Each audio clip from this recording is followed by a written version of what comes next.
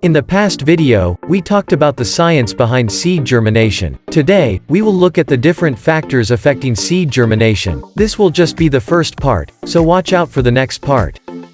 We learned from the previous video that seed germination starts in the imbibition of water. From that process, we can tell that one of the major factors affecting the germination of your seeds is water. Since water imbibition is the first step in seed germination, it is very critical to manage the amount of moisture around your seeds. A high moisture around your seeds can further lead to molding and can hinder the growth of your seeds.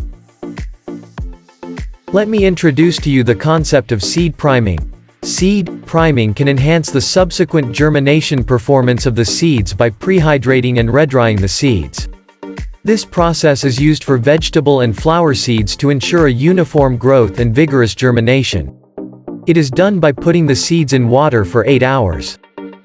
Just make sure not to prolong this because it can further kill the seeds.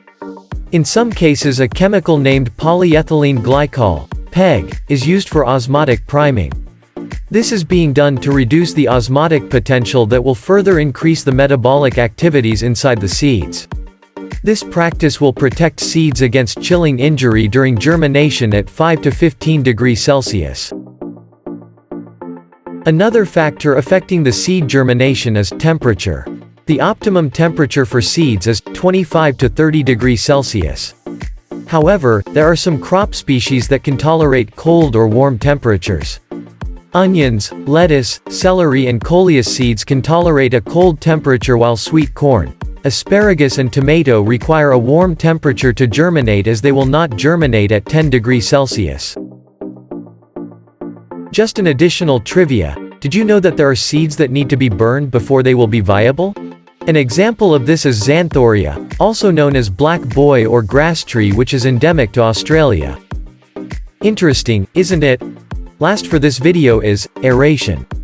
Oxygen is essential for the growth of the seeds. Let us go through some deeper science here. Oxygen is necessary for respiration. Respiration is a process where energy is produced, thus giving the seeds enough tools to grow. Aeration is also a factor that is related to water. Considering this, there are some seeds that can germinate readily even if there is a thin layer of water. An example of this is rice. But it is important to still take note that in most cases, stagnant water can result in the development of pathogens such as molds and further destruction of the seeds. That will be all for this video. If you like this video, don't forget to click that like button. Subscribe for more contents like this. Enjoy your gardening journey and continue to sprout up.